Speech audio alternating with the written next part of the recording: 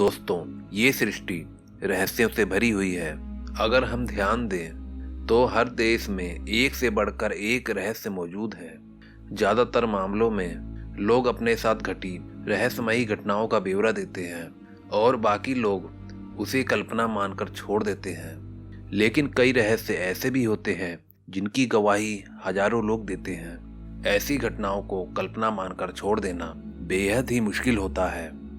दोस्तों, आपने ऐसे बंगलों और रेलवे स्टेशन के बारे में सुना होगा जो भूतिया माने जाते हैं। लेकिन आज हम ऐसी रहस्यमयी घटना लेकर आए हैं जहां एक पूरी की पूरी ट्रेन भूतिया साबित हुई। इस एपिसोड में हम जानने की कोशिश करेंगे एक ऐसी रहस्यमय ट्रेन के बारे में जो अपनी मंजिल तक पहुंचने से पहले ही हमेशा के लिए गायब हो गई। तो इस एपिसोड को अंत तक जरूर देखिएगा।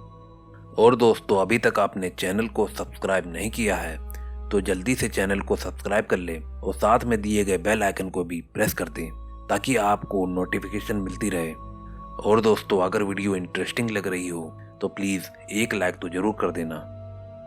दोस्तों, ये समय है 1911 का, जब दुनिया में काफ़ी सुकून और शांति थी। लोग अपना जीवन खुशी से व्यतीत कर रहे थे और सभी देश प्रगति कर रहे थे। लेकिन इस काल में कई ऐसी रहस्यमय घटनाएं भी हुई हैं जो आज एक बड़ी पहेली बनी हुई है। जैसे 1912 में डूबा RMS टाइटैनिक के डूबने से एक साल पहले इटली के रेनेटी कंपनी ने एक ट्रेन का निर्माण किया। ये एक रेलवे कंपनी थी जिसने उस समय रेलवे का एक नया मॉडल बनाया था जो यात्रियों को लग्जरी सुविधा देने के साथ साथ जल्दी अपनी मंजिल तक पहुंचा सकता था। जेनेटिक कंपनी ने घोषणा की कि वो ट्रेन अपनी पहली यात्रा में 100 लोगों को फ्री राइड देगी। ट्रेन में खाने पीने का सामान और सभी चीजें मौजूद थीं। गर्मियों के दिन थे। ये ट्रेन 100 पैसेंजर्स और 6 रेलवे स्टाफ मेंबर्स को लेकर रोम शहर से यात्रा पर निकली।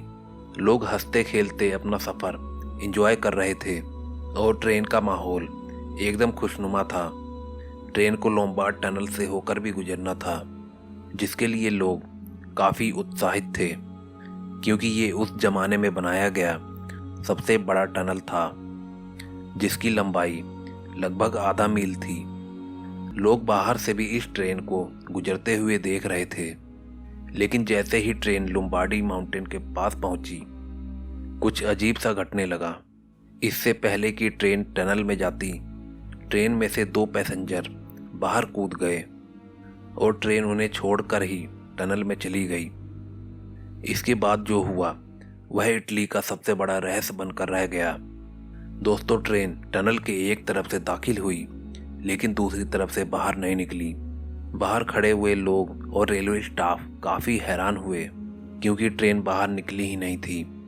जब ट्रेन के लिए सहायता पहुंचाई गई तब लोगों की हैरानी और बढ़ गई क्योंकि टनल के अंदर कोई ट्रेन थी ही नहीं। इसके बाद इस ट्रेन की बहुत ही खोज हुई लेकिन इस ट्रेन का कोई भी नामो निशान कहीं भी नहीं मिल पाया। ट्रेन की जांच के लिए एक कमेटी बनाई गई।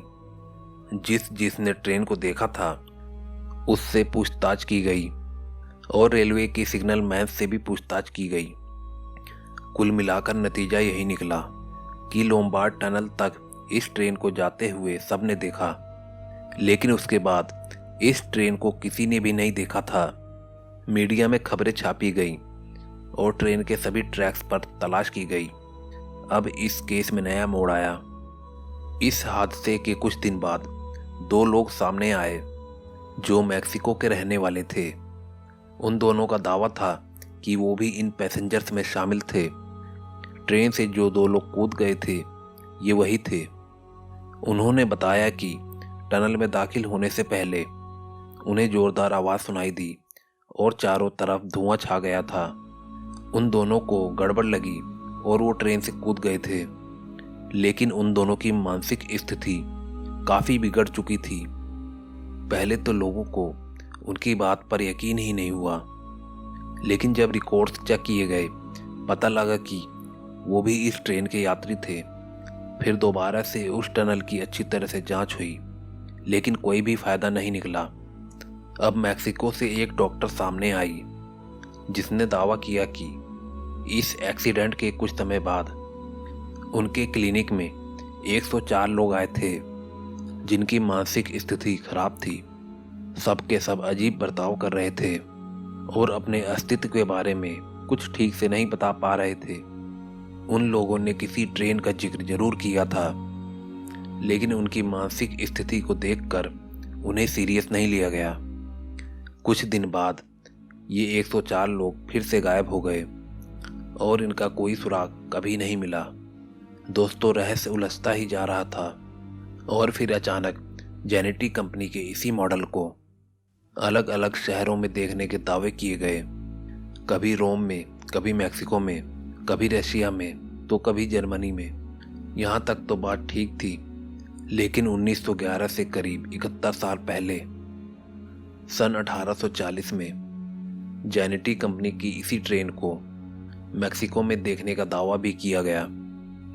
दोस्तों, लोगों का बस यही निष्कर्ष सामने आया कि ये ट्रेन टनल में मौजूद किसी वन भूल में चली गई थी, जो उसे समय के ऐसे आयाम में ले गया जहां से वो ट्रेन टाइम ट्रैवल कर रही थी।